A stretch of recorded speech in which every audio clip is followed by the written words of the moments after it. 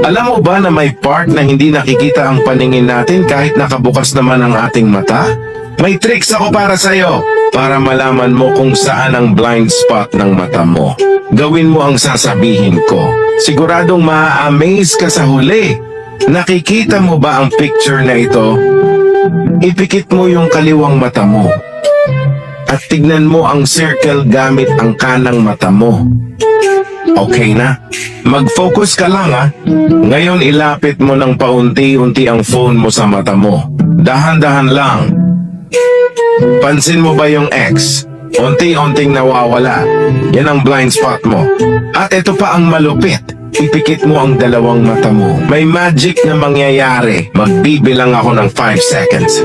1, 2, 3, 4, 5. Buksan mo ang mata mo.